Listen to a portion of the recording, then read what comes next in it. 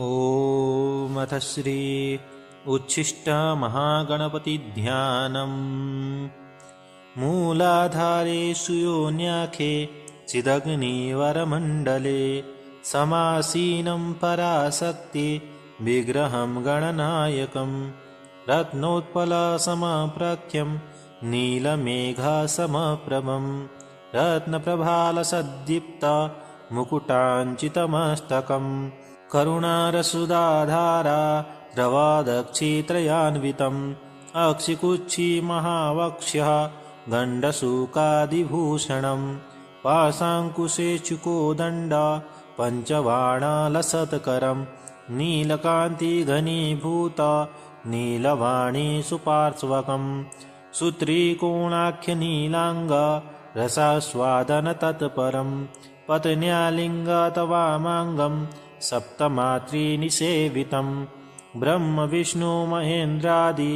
सम्प्रपूजितपादुकं महद्वयपदोवाच्य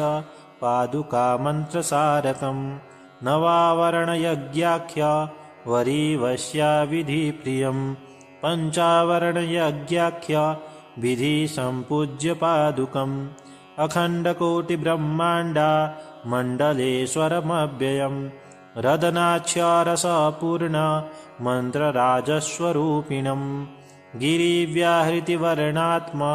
मन्त्रतत्त्वप्रदर्शकम् अरुणारुणतनुच्छाय महाकामकलात्मकं महागोप्य महाविद्या प्रकाशितकलेवरं चिचिवं चिद्भवं शान्तं त्रिगुणादिविवर्जितम् अष्टोत्तरशताभिख्य कलान्यासविधिप्रियं चिदाकार महाद्वीप मध्यवासा सुविग्रहं चिदवधिमथनोत्पन्न चित्सार घनविग्रहं वाचामगोचरं शान्तं शुद्धचैतन्यरूपिणं मूलकन्दस्थचिद्देश नवताण्डवपण्डितं षडम्बुरुहसंस्थायि परचिद्दोमभासुरम्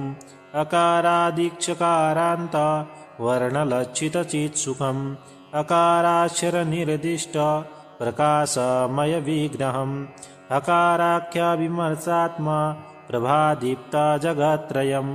महाहंस जपध्यान विधिज्ञातस्वरूपकम् सदोदिता महाप्रज्ञा कारं संसारतारकम् मोक्षलक्ष्मीप्रदातारम् कालातीतमहाप्रभुं नामरूपादिसम्भिन्न नित्यपूर्णचिदुत्तमं प्रत्यग्भूतमहाप्रज्ञा गात्रगोचरविग्रहं महाकुण्डलिनीरूपं षट्चक्रनगरेश्वरम् अपाकृतमहादिव्य चैतन्यात्मस्वरूपिणं नादबिन्दुकलातीतं कार्यकारणवर्जितं षडम्बुरुहचक्रान्तः पुरसौदामिनी प्रभं तत्त्वमस्यादिवाक्यार्थ परिबोधनपण्डितं ब्रह्मादिकीटपर्यन्त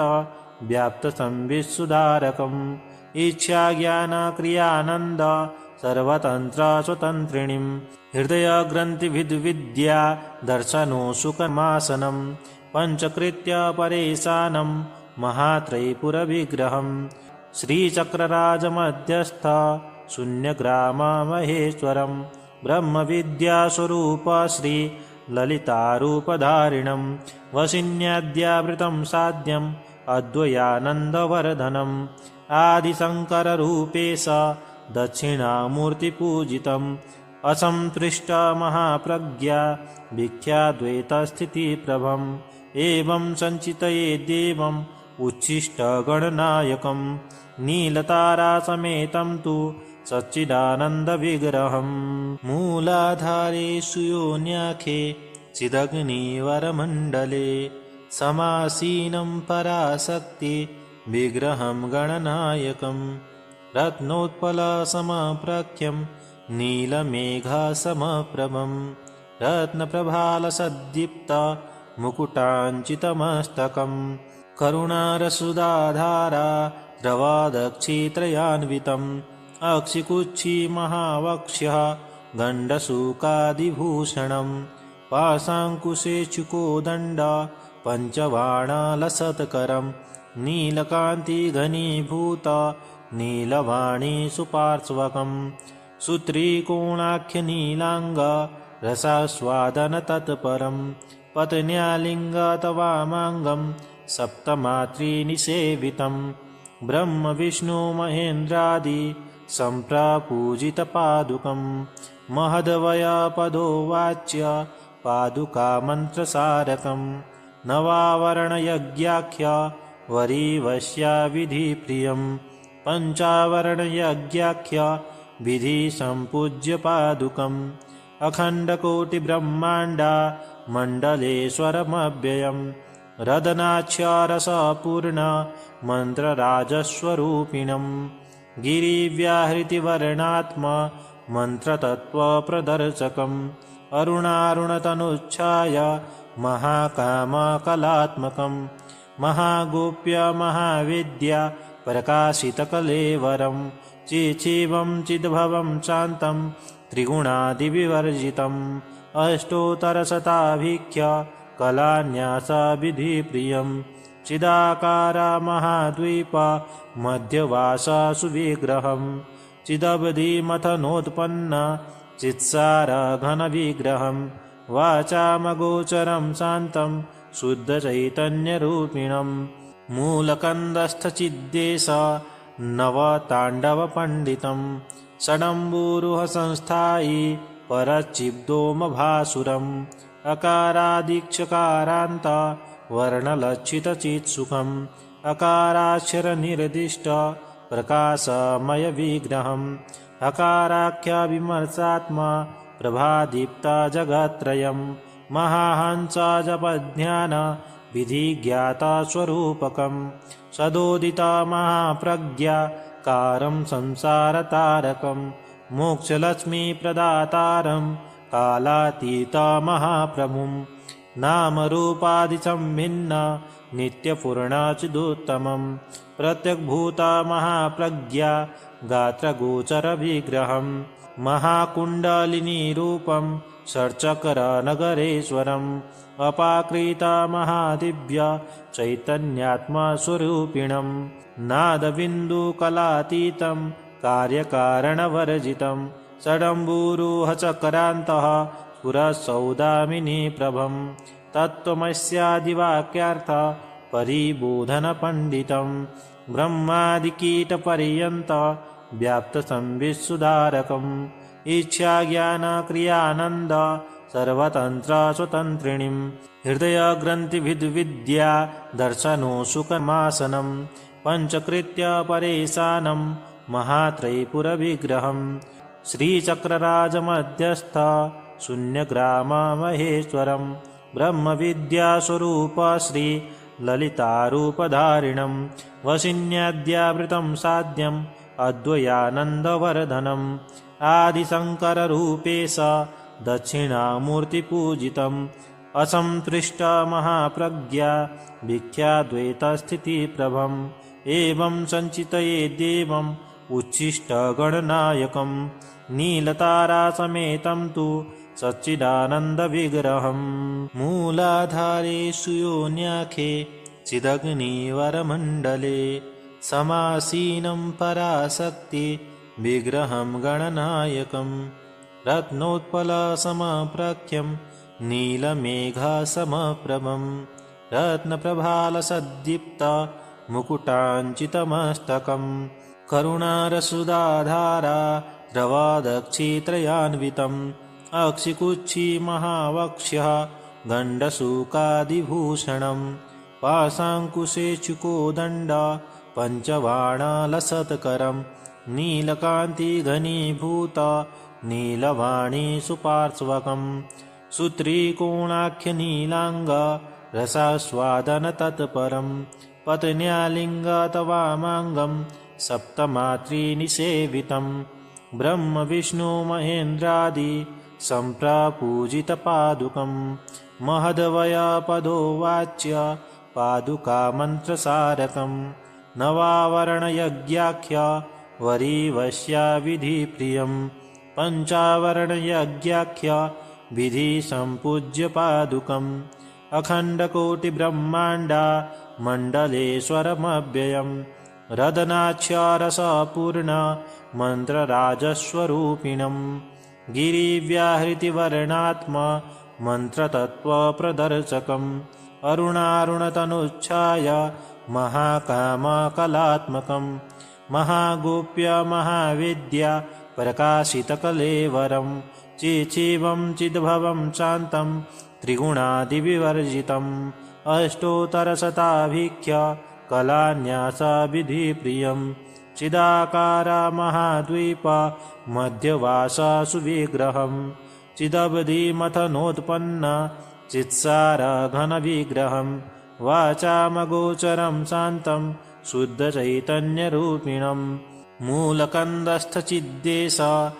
नवताण्डवपण्डितम् षडम्बुरुहसंस्थायि परचिद्दोमभासुरम् अकारादिक्षकारान्त वर्णलक्षितचित्सुखम् अकाराक्षरनिर्दिष्ट प्रकाशमयविग्रहम् अकाराख्यविमर्शात्मा प्रभादीप्ता जगत्त्रयम् महाहंसजपध्यान विधिज्ञातस्वरूपकम् सदोदिता महाप्रज्ञा कारं संसारतारकम्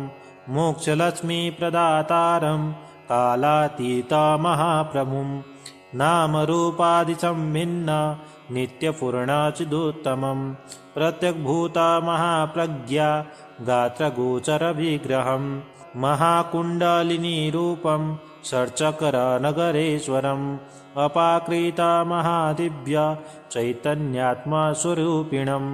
नादबिन्दुकलातीतं कार्यकारणवर्जितं षडम्बुरुहचक्रान्तः पुरःसौदामिनी प्रभम् तत्त्वमस्यादिवाक्यार्थ परिबोधनपण्डितम् ब्रह्मादिकीटपर्यन्त व्याप्तसंवित्सुधारकम् इच्छाज्ञानक्रियानन्द सर्वतन्त्रस्वतन्त्रिणीम् हृदयग्रन्थिविद्विद्या दर्शनोऽशुकमासनम् पञ्चकृत्य परेशानं महात्रयीपुरविग्रहम् श्रीचक्रराजमध्यस्थ शून्यग्राममहेश्वरम् ब्रह्मविद्यास्वरूप श्रीललितारूपधारिणम् वसिन्याद्यावृतं साध्यम् अद्वयानन्दवर्धनम् आदिशङ्कररूपेश दक्षिणामूर्तिपूजितम् असंतृष्टमहाप्रज्ञा विख्याद्वैतस्थितिप्रभम्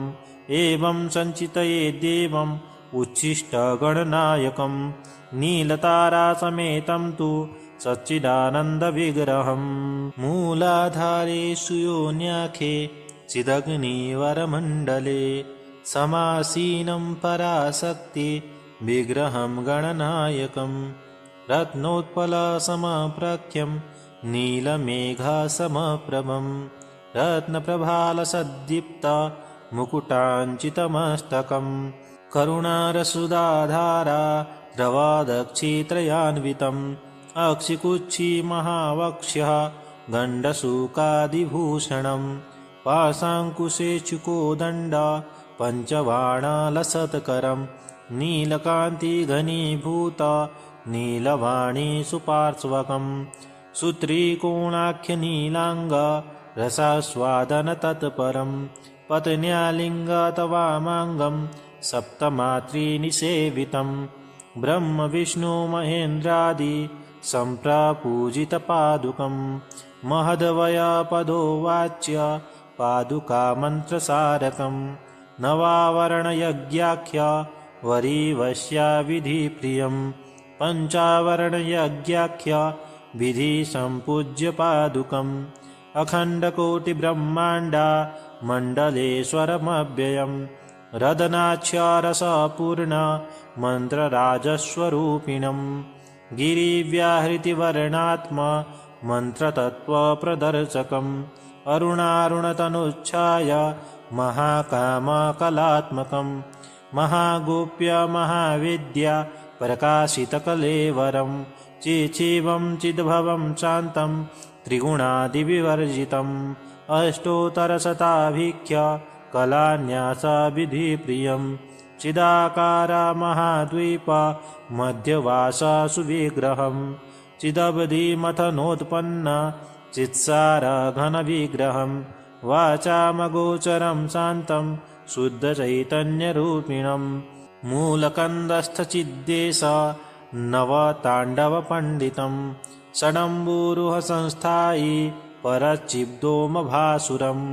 अकारादीक्षकारान्त वर्णलक्षितचित्सुखम् अकाराक्षरनिर्दिष्ट प्रकाशमयविग्रहम् अकाराख्यविमर्शात्मा प्रभादीप्ता जगत्त्रयम् महाहंस जपज्ञान विधिज्ञातस्वरूपकम् सदोदिता महाप्रज्ञा कारं संसारतारकम् मोक्षलक्ष्मीप्रदातारं कालातीतमहाप्रभुं नामरूपादिसम्भिन्न नित्यपूर्णचिदुत्तमं प्रत्यग्भूतमहाप्रज्ञा गात्रगोचरविग्रहं महाकुण्डलिनीरूपं षट्चक्रनगरेश्वरम् अपाकृतमहादिव्य चैतन्यात्मस्वरूपिणं नादबिन्दुकलातीतं कार्यकारणवर्जितं षडम्बुरुहचक्रान्तः पुरःसौदामिनीप्रभं तत्त्वमस्यादिवाक्यार्थ परिबोधनपण्डितं ब्रह्मादिकीटपर्यन्त व्याप्तसंवित्सुधारकम् इच्छाज्ञानक्रियानन्द सर्वतन्त्रस्वतन्त्रिणीं हृदयग्रन्थिविद्विद्या दर्शनोऽशुकमासनं पञ्चकृत्य परेशानं महात्रयीपुरविग्रहं श्रीचक्रराजमध्यस्थ शून्यग्राममहेश्वरं ब्रह्मविद्यास्वरूप श्रीललितारूपधारिणं वशिन्याद्यावृतं साध्यम् अद्वयानन्दवर्धनम् आदिशङ्कररूपेश दक्षिणामूर्तिपूजितम् असंतृष्टमहाप्रज्ञा विख्याद्वैतस्थितिप्रभम् एवं सञ्चितये देवम् उच्छिष्टगणनायकं नीलतारासमेतं तु सच्चिदानन्दविग्रहम् मूलाधारे सुयोन्याखे चिदग्निवरमण्डले समासीनं पराशक्ति विग्रहं गणनायकं रत्नोत्पलसमप्रख्यं नीलमेघसमप्रभं रत्नप्रभालसद्दीप्त मुकुटाञ्चितमस्तकं करुणारसुधाधारा द्रवादक्षित्रयान्वितम् अक्षिकुच्छी महावक्ष्यः गण्डशूकादिभूषणं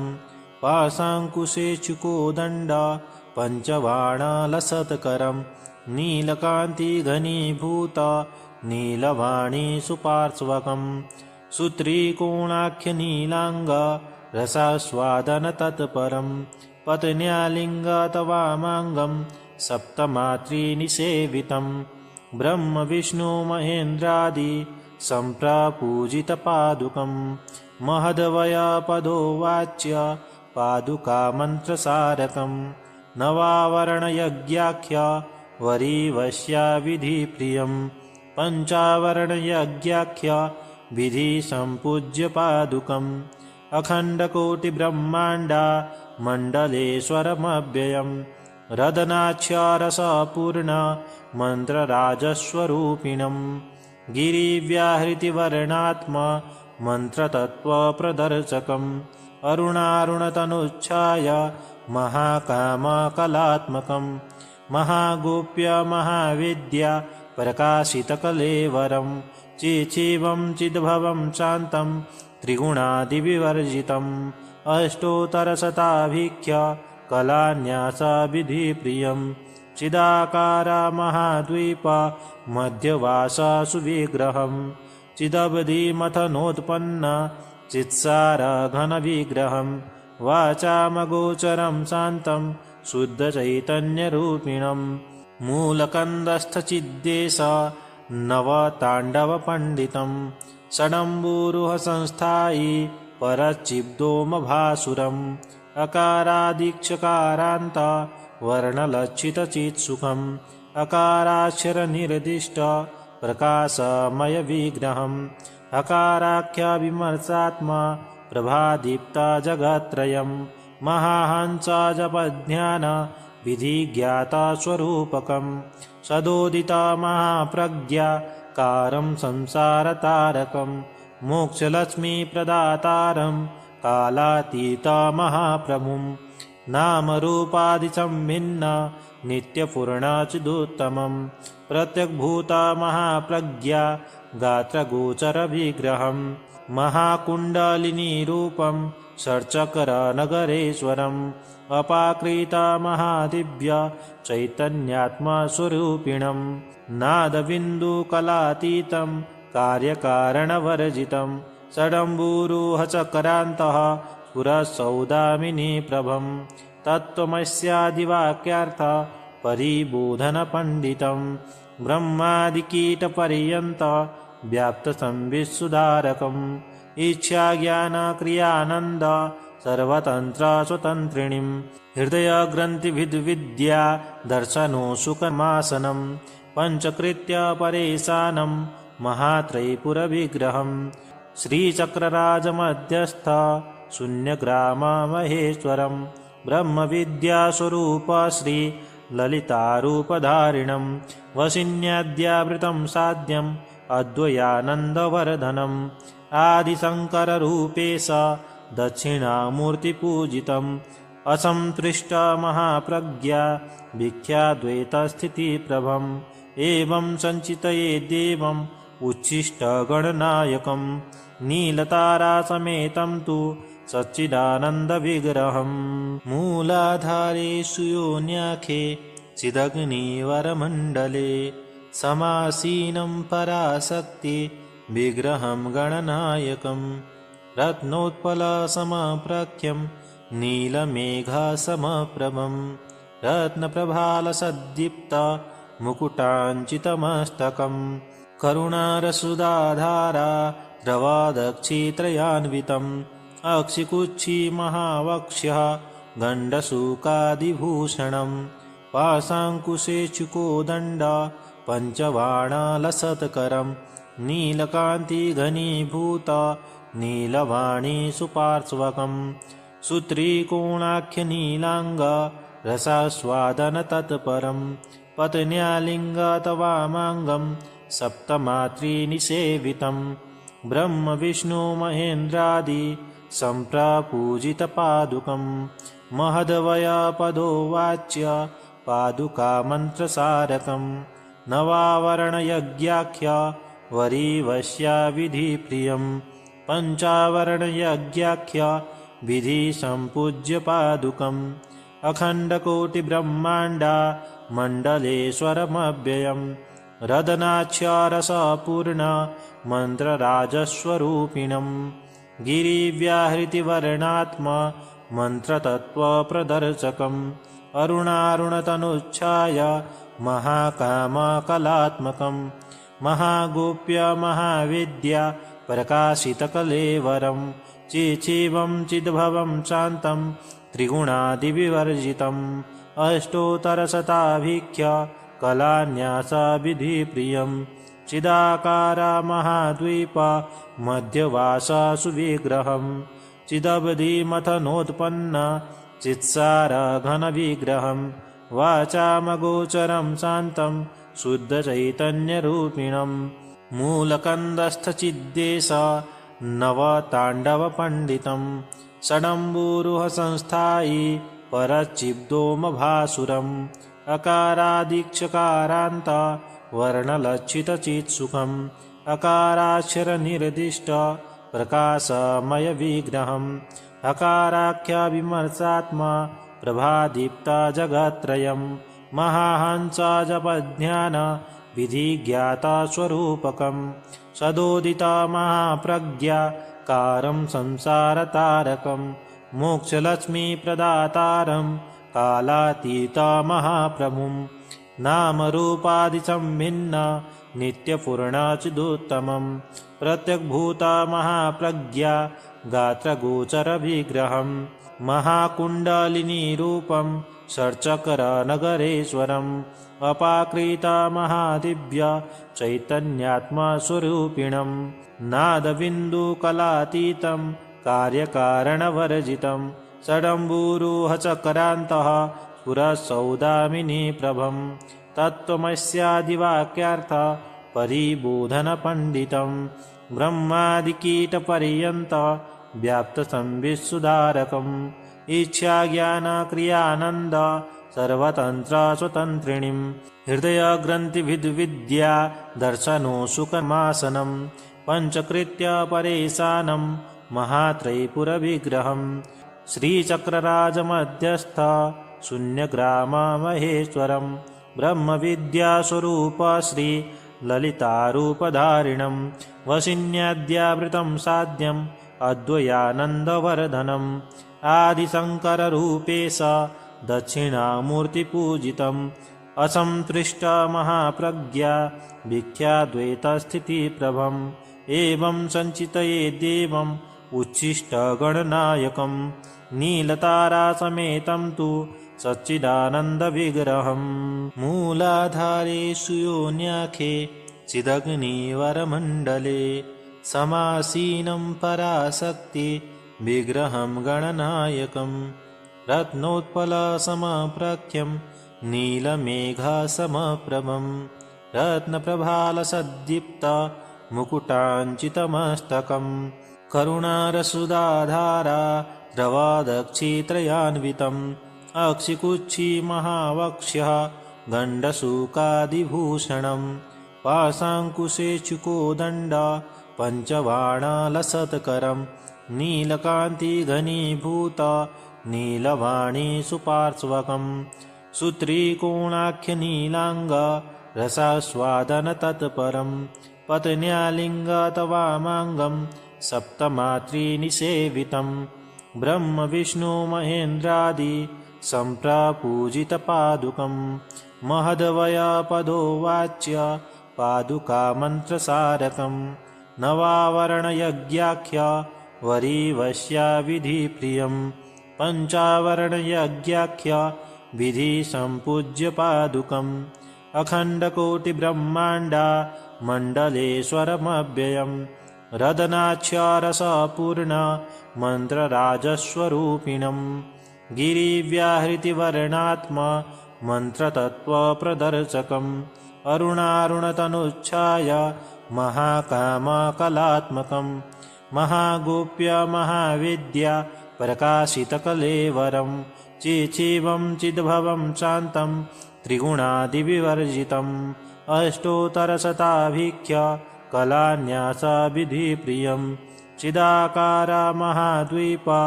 मध्यवाससुविग्रहं चिदब्धिमथनोत्पन्न चित्सारघनविग्रहं वाचामगोचरं शान्तं शुद्धचैतन्यरूपिणं मूलकन्दस्थचिद्देश नवताण्डवपण्डितं षडम्बूरुहसंस्थायी परचिद्दोमभासुरम् अकारादिक्षकारान्त वर्णलक्षितचित्सुखम् अकाराक्षरनिर्दिष्ट प्रकाशमयविग्रहम् अकाराख्यविमर्शात्मा प्रभादीप्ता जगत्त्रयम् महाहंसजपज्ञान विधिज्ञातस्वरूपकम् सदोदिता महाप्रज्ञा कारं संसारतारकं मोक्षलक्ष्मीप्रदातारं कालातीतमहाप्रभुं